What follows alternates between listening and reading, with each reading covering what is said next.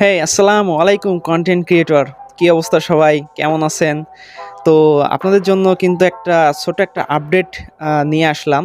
তো যেটা হচ্ছে যারা ভাবতেছেন যে নতুন কনটেন্ট মানে ক্রিয়েট করবেন বা যারা এখনও YouTube এ কনটেন্ট ক্রিয়েশন করতেছেন বা যারা এখনও মনিটাইজ পান নাই বা এপ্লাই এখনও করেন নাই, তো নিউজটা মূলত তাদের জন্য, হ্যাঁ?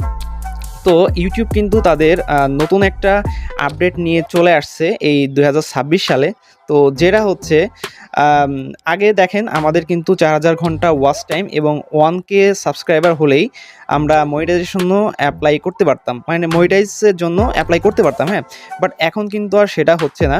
এখন আপনাকে হচ্ছে মানে মোট ৪,০০০ ঘন্টা ওয়াচ টাইম থেকে শুরু করে এখন কিন্তু আপনার ৮,০০০ ঘন্টা করে দিয়েছে। আগে ৪,০০০ ঘন্টা ছিল, বাট এখন কিন্তু ৮,০০০ ঘন্টা ওয়াচ টাইম আপনাকে ১২ মাসের ভেতরেই গেইন করতে হবে। এটা যদি না পারেন তাহলে কিন্তু আসলে আপনি কিন্তু YouTube এ টিকে থাকতে পারবেন না, হ্যাঁ? তো আমার মতে এটা হচ্ছে দেখা যায় যে যারা নতুন কনটেন্ট ক্রিয়েটরগুলো আছেন বা যারা নতুন কনটেন্ট মানে করতে চাচ্ছেন তাদের জন্য এটা খুবই বড় একটা দুঃসংবাদ। আর হচ্ছে এটা আসলে মেনে নেওয়ার মতন না। তারপরও হচ্ছে YouTube এটা করেছে, কিছু করার নেই।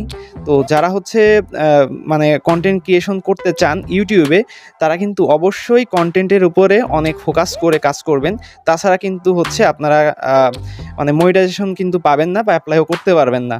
সো বি কেয়ারফুল এবং খুব ভালো করে কনটেন্ট তৈরি করেন। আসসালামু আলাইকুম।